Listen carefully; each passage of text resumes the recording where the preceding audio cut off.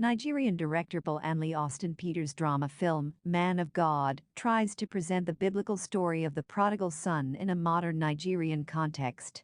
The protagonist here is Samuel, who grows up distant from his extremely religious family to try and make a living out of his own efforts away from religion. Man of God has a kind of amateurish appeal to it, especially with regards to acting performances, and might be a nice watch for those keeping an interest in following contemporary cinema from every corner of the world.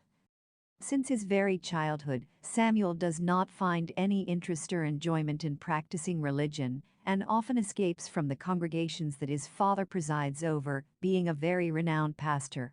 The father, known as Prophet Josiah Abalolu to his many followers, is very stern and regular in reprimanding the young boy, always scolding and beating him up over his absence from the church. Young Sam always promised his mother that he would run away from home and never look back at his father, and he manages to do so as he grows up to be a popular young musician. Sam now studies at a university, where he struggles to keep up his studies alongside his music.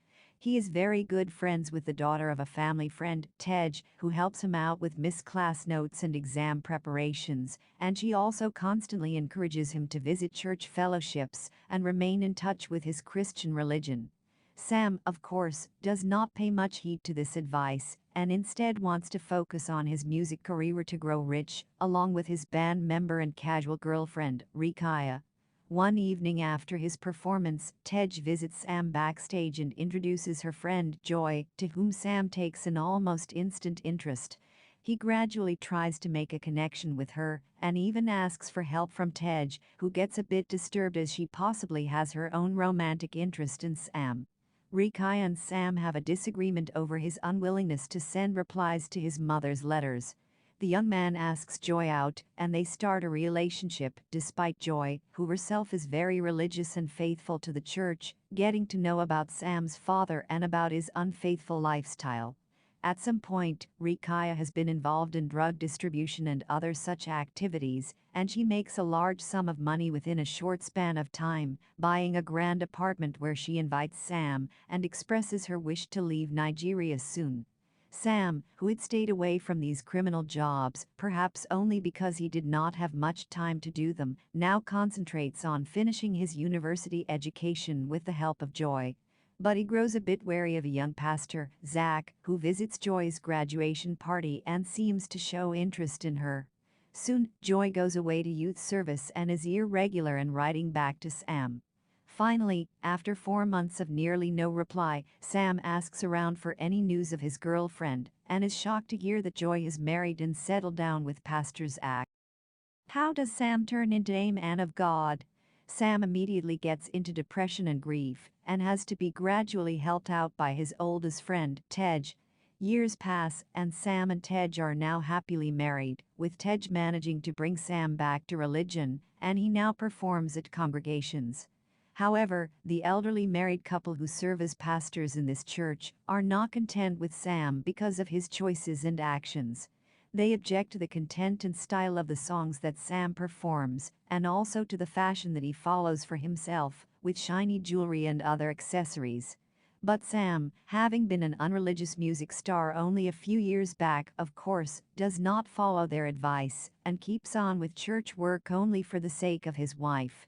Tej asks him to hold on for some more time with the church, till he can think of some better work, but it becomes impossible for Sam when the pastors accuse him of sexual misdemeanors with young women members of the church. This leads to a misunderstanding between the couple as well, as Tej tries to say that the pastors might be accusing her husband only to mend his ways, but Sam perceives this as his wife trying to support the church. The two apologize and mend their relationship a few days later, but now Sam is seen receiving a call from an unknown young woman who asks him what she should do about their baby growing in her womb. At the same time, Tej receives an envelope at her house addressed to Sam and decides to open it. She is heartbroken to find sonography images of a pregnant womb, along with a letter informing Sam that the woman has decided to go for an abortion, as she cannot afford to become a mother at such a young age without any support from the father. Although Tej does not reveal any of this to Sam, she distances herself from her husband, both mentally and physically. Around this time, Sam receives a call from Rikaya, who has returned to Nigeria and wants to meet him. Rikaya shows off her rich and luxurious lifestyle, which she can easily afford with her high-paying but unlawful profession. It is his ex-girlfriend who first suggests to Sam how profitable the church business can be, and the man now decides to make use of religion for the purpose of business. He wakes his wife at night, and knowing that she won't doubt such matters, Sam tells her that God visited him in his dreams and asked him to follow in his father's steps to become a pastor. Tej forgives all the past and helps her husband establish their own ministry, called the Vineyard of Love Ministries. Sam continues to visit Rikaya, though, and regularly gets sexually intimate with her. While their ministry goes off to a successful start, one day, Sam and Tej are visited by a woman after the congregation, who hints at knowing Sam's past of committing misdeeds with young women.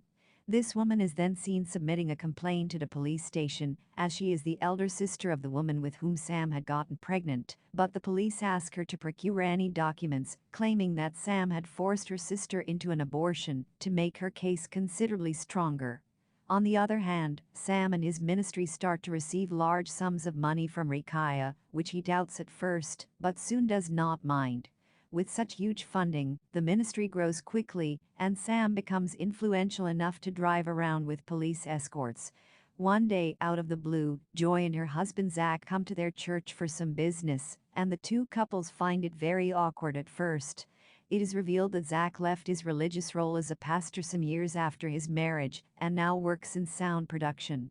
Sam meets with Joy and hints at getting back to their intimacy too, but the woman removes herself from the situation, after apologizing for having left him without any notice all those years back.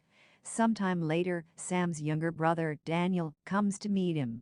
The reunion of the two brothers is not sweet, though, as Daniel vents his anger and frustration at Sam for never returning home in all these years, never thinking about his parents or family, and never even getting in touch with them.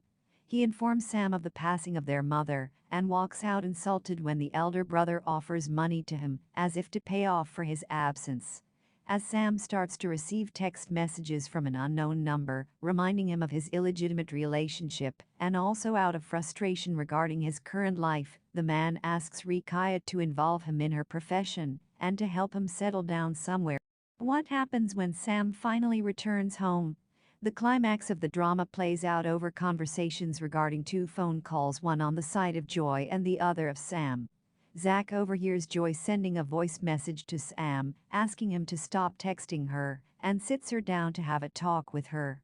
Although she is scared that he might doubt her faithfulness, she is delighted with her husband's words, as Zach comfortingly explains to her why he left the ministry and church some time back.